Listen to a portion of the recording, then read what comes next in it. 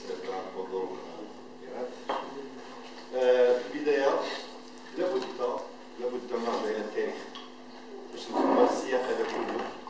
نرجع شوية ما قبل 2011. ما قبل 2011 اشنو كان عندنا في التدبير ديال الجمعيات المحلية؟ انه كان تدبيرا غير تشرعي. وتنقولوا حنا اننا نحن كجمعية المجتمع المدني نقول ما هو موجود. كان التدبير تدبيرا غير تشاركي، حيث ان مجالس الجمعيه بدا بالمغرب كله، ماشي غير ان في جميع المجالس عندما يتم انتخابها يتم الاشتغال يعني وفق مقاربه ليست بمقاربه تشاركيه. وهنا عندما تم احداث الملك صاحب الجلاله اللجنه الاستشاريه لاعداد الوثيقه ديال الدستور، يعني هناك كانت مجموعه من المذكرات التي قدمتها جمعيه المجتمع المدني بالمغرب، وصلت الى 144 مذكره اللي قدمتها هذه الجمعيات، تدعو كلها الى يعني اعتماد مقاربه تشاركيه، اعتماد ديمقراطيه تشاركيه، اشراك جمعيه المجتمع المدني، اشراك المواطنين، اشراك الساكنه الى ذلك. حيث ومن هنا عندما جاءت الوثيقه يعني لاحظنا ان فعلا كاين مجموعه ديال المقتضيات خاصه بجمعيه المجتمع المدني، وهي مقتضيات مهمه جدا من اجل يعني اشراك سواء المواطنين او جمعيه المجتمع المدني في تدبير الشأن العام المحلي او الوطني. اذا لابد دائما نرجعوا للشيء التاريخ باش نعرفوا السياق العام وفين واصلين دابا. الان من ضمن هذه المقتضيات الدستوريه الجديده المتعلقه بجمعيه المجتمع المدني هناك ما يسمى بالديمقراطيه التشاركيه وبهيئه الحوار والتشاور، حيث ان مثلا يعني كاين مجموعه ديال المقتضيات بلا ما نعاودهم لان حتى الوقت ما عندناش بزاف. من هنا تيجي حتى القانون التنظيمي 113 14 يعني حتى هو في الماده 120 ينص على ضروره احداث هيئه لمساواه وتكافؤ الفرص مقابله الناس.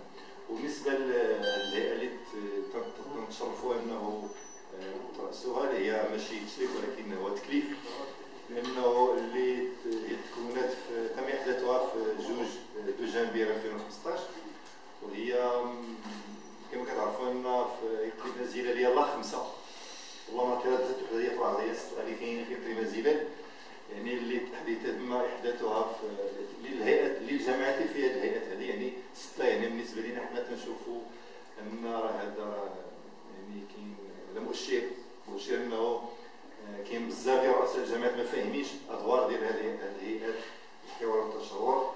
يعني 6 من اصل 44 جماعه، يعني هناك نقاش يعني خاص خدمه في هذا المجال هذا. دي كما قلت انه في الحيثيات ديال التاسيس يعني كان حضور ديال مجموعه ديال جمعيات المجتمع المدني جمعيه الكبار، يعني جمعيات اللي نشيطه جدا، وفي الاخير تم اختيار يعني الرئيس ونائب الرئيس والكاتب ونائب الكاتبه ديال هذه الهيئه هذه. اللي حنا في الهيئه يعني بكل صراحه نثمن هذه المبادره التي قام بها المجلس الجماعي للجماعه الترابيه بأفورات من اجل لانه تبنى هذه المقاربه التشاركيه. يعني هذه المبادره هذه نثمن هذه المبادره. علاش؟ لان حنا تنشوفوا ان هذاك البرنامج العمل الجماعي هو فرصه للالتقاء، الكونفيرجونس بين كاع مختلف الفاعلين داخل الجامعه. وهو ايضا ملي تنقولوا مخطط عمل جماعي تنقولوا وديما تنقولوا برنامج عمل جماعي بالنسبه لنا حنا يعني تنشوفوا من زاويه اخرى. بالنسبه لنا تنشوفوا انه مخطط استراتيجي، غير ما بغوش يقولوا نورمالمون بالنسبه لنا هذا مخطط استراتيجي للجامعه. وملي تنقولوا مخطط استراتيجي كما قالت الاخت والاخ يعني في الصميم، يعني كاين هناك مراحل يجب احترامها من اجل اعداد هذا المخطط الاستراتيجي. ومن المراحل الاولى هي لا فيزيون، هي الرؤيه خصها تكون واضحه ويجب ان تكون يعني يتم اعدادها وتحديدها بشكل جماعي. يعني ما يمكنش طرف او اطراف او طرفين يديروا هذه الرؤيه هذه، ولكن بطريقه جماعيه نديروا هذه الرؤيه هذه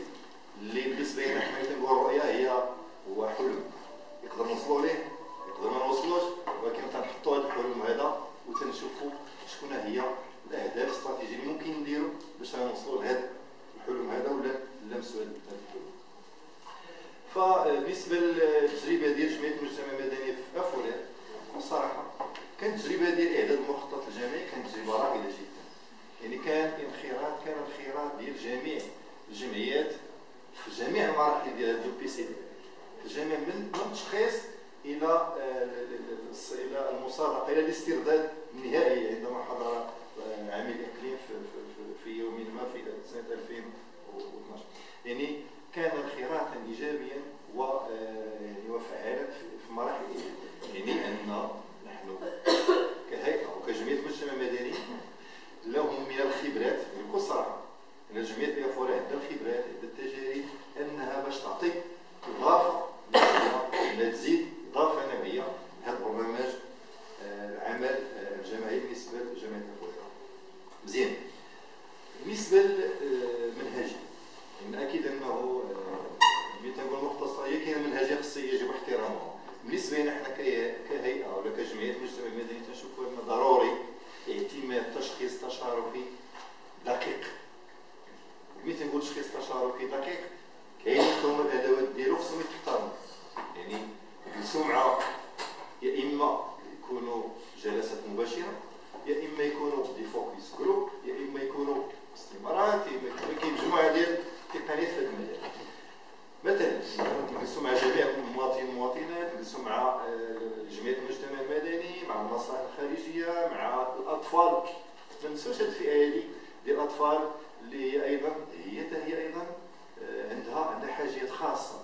كاين الاطفال مثلا فضاءات الترفيه، فضاءات اللعب الى غير ذلك. وكاين ايضا واحد الفئه اللي هي مهمه وهو النساء. النساء ضروري يكون واحد الاجتماع خاص سواء مع الجمعيات اللي كتشتغل مع النساء ولا مع النساء مباشره. هما عندهم حاجيات خاصه، كيفاش ممكن هذه الحاجيات هذه نردوها الى برامج تنمويه الى غير ذلك. ثم دون ان ننسى المسنين ايضا. بكل صراحه ما يعيشه المسنون في جامعه الفرات راهم ما تيعرفوا واش ما تيعيش. يعني خصهم هذه الفئه هذه ناخذوا بيدهم وخنساهم وندفعوهم غير باش يتاثروا يديروا غير جمعيه ولا كذا. لما لا خلق فضاء لهذه الفئه هذه لانها فئه تعاني الهشاشه. بالنسبه لهذا البرنامج العمل الجماعي في الاعداد ديالو حنا كنشوف انه ضروري الاخذ بعين الاعتبار السياسات العموميه الوطنيه. مزيان هذا راه سياسه عموميه محليه، ولكن ضروره استحضار السياسه العموميه الوطنيه وايضا البرامج الجهويه. يعني مثلا باش يكون التقائي، الا كانوا تيخدموا على واحد الحاجه بلا ما نديروها حنا الى غير ذلك. يعني باش ما يكونش حتى الجهد ما يمشيش وحتى الموارد الماليه ما تمشيش غير الكل. كما قالت اختي يعني ضروري اننا ملي تنقول مخطط استراتيجي بالموازاه تيكون مخطط تواصل. بلان كوميونيكاسيون خصو يكون من هنا. خص نفكروا باش نديروا موقع على الانترنت ولا نديروا مطويات ولا بجميع اللغات، بالامازيغيه بالدارجه بالعربيه، باش ان ذاك المواطن يفهم شنو تيدار في هذه الجماعه هذه، شنو تيدار. الهدف كله هو تحقيق واحد العيش كريم هذا المواطن. يجب ان يحس بانه يعيش عيشا كريما. يعني الا ما كاينش هذا الشيء هذا راه ما نقولوش تنديروا التنميه. مزيان ندوزوا الطرق ندوزوا هذه، ولكن دائما المواطن خصو يعيش في يعني يعيش حياه كريمه. يعني واحد الحياه اللي تحمي الكرامه ديالو. هي الكرامه هي كل شيء. اذا هذا بصفه عامه يعني بعض بالنسبه للمنهجيه. ثم دون ان ننسى استحضار البعد البيئي في هذا البرنامج العمل الجماعي اللي غديروا ان شاء الله بالنسبه للجامعه الفلان 2017 2021. اذا كهيئه بكل صراحه نحن مستعدون للاشتغال بتعاون وبالتنسيق وبتشارك مع جميع الاطراف كمصالح خارجيه كجماعه ترابيه